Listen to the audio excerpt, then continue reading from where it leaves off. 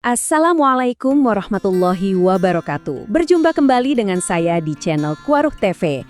Nah, kali ini saya akan membahas faktor kepercayaan muzaki dan kesenjangan zakat di Indonesia. Anda pernah nggak sih kepikiran, kenapa ya di negara kita yang mayoritas muslim ini, pengumpulan zakat kok rasanya masih jauh banget dari potensi maksimalnya? Ternyata ada satu faktor kunci di balik semua ini, dan hari ini kita akan bedah tuntas faktor itu, yaitu kepercayaan. Oke, ini dia peta jalan kita hari ini. Kita mulai dari lihat skala masalahnya, lalu kita dalami akar masalah utamanya, yaitu krisis kepercayaan. Habis itu, kita akan lihat 4 pilar penting buat membangun kepercayaan, gimana semua itu nyambung jadi satu kerangka, dan terakhir, apa sih pelajaran yang bisa kita bawa pulang dari sini? Langsung aja kita mulai ya. Pertama-tama, yuk kita lihat dulu seberapa besar sih masalah yang sedang kita hadapi ini, biar kita semua punya gambaran yang sama. Lihat angka ini. 327 triliun rupiah. Wow, ini bukan angka sembarangan loh. Ini adalah potensi zakat di Indonesia cuma untuk tahun 2022 aja. Potensi yang luar biasa besar. Nah, disinilah kita lihat perbandingannya secara langsung. Yang biru itu potensinya, 327 triliun. Terus yang oranye itu realisasinya, cuma 21,3 triliun. Kelihatan banget kan jurangnya dalam sekali. Oke, jadi pertanyaannya sekarang, kenapa bisa ada jurang sedalam ini?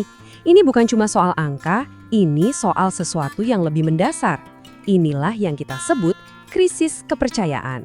Yah, ini dia pertanyaan utamanya.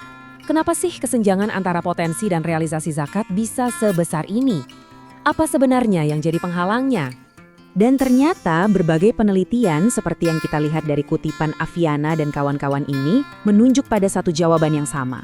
Akar masalahnya adalah karena masyarakat atau kita sebut muzaki belum sepenuhnya percaya sama lembaga pengelola zakat. Jadi, biar kita sepaham dulu ya. Muzaki itu adalah orang yang wajib membayar zakat. Sementara OP Zakat atau organisasi pengelola zakat itu lembaga resminya. Nah, karena kepercayaan ke OPZ ini belum penuh, banyak muzaki yang akhirnya memilih, ya udah, saya salurin langsung aja deh ke tetangga atau orang yang saya kenal. Akibatnya, yaitu tadi, potensinya jadi nggak maksimal. Oke, kalau masalahnya adalah kepercayaan, berarti solusinya adalah membangun kepercayaan kan? Nah, pertanyaannya, gimana caranya?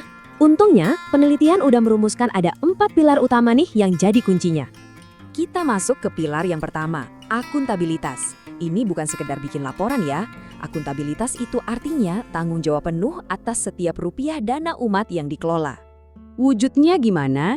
Ya, harus ada laporan pertanggungjawaban rutin, harus diaudit juga, baik secara keuangan maupun syariah.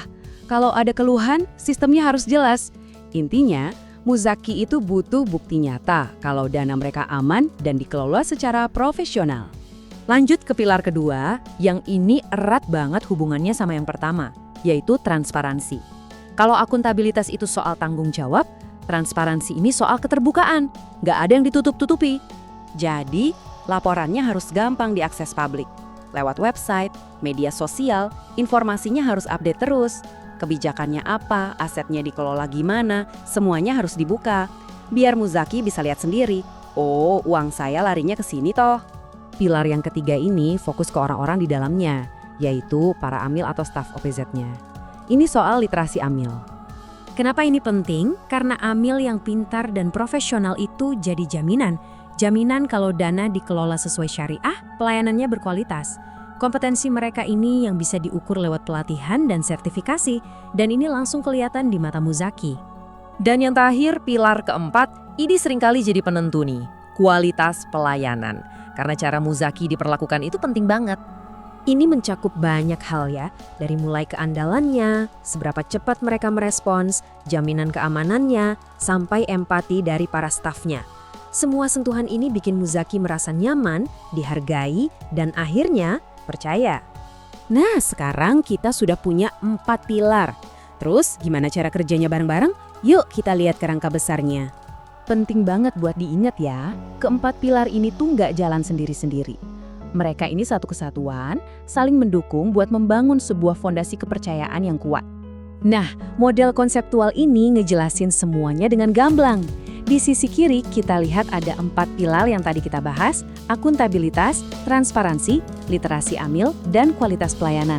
Ini semua adalah inputnya. Kalau keempat input ini dijalankan dengan baik, maka akan menghasilkan output di tengah, yaitu kepercayaan Muzaki. Oke, setelah kita lihat masalahnya, akarnya, sampai solusinya dalam bentuk kerangka kerja, sekarang apa nih pelajaran penting yang bisa kita bawa pulang? Poin-poin pentingnya begini.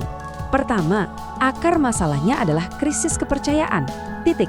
Kedua, kepercayaan itu bisa dibangun kok. Fondasinya ya 4 pilar tadi. Nah, buat kita sebagai Muzaki, 4 pilar ini bisa jadi semacam checklist buat milih OPZ. Dan buat OPZ sendiri, ini udah jelas banget peta jalannya buat jadi lebih baik. Nah, setelah kita paham semua ini, pertanyaannya jadi buat kita semua. Apa sih yang bakal Anda cari dari sebuah organisasi pengelola zakat ke depannya? Ini pertanyaan penting untuk direnungkan. Karena dengan bekal pemahaman ini, kita nggak lagi sekedar menyalurkan zakat, tapi kita juga ikut mendorong ekosistem zakat yang lebih baik, yang lebih amanah dan profesional. Pilihan kita sebagai Muzaki itu punya kekuatan. Sekian pembahasan kali ini terkait faktor kepercayaan Muzaki dan kesenjangan zakat. Semoga apa yang kita diskusikan bisa memberikan pencerahan dan manfaat ya. Jangan lupa share and like kalau Anda merasa terbantu. Terima kasih atas perhatiannya. Assalamualaikum warahmatullahi wabarakatuh.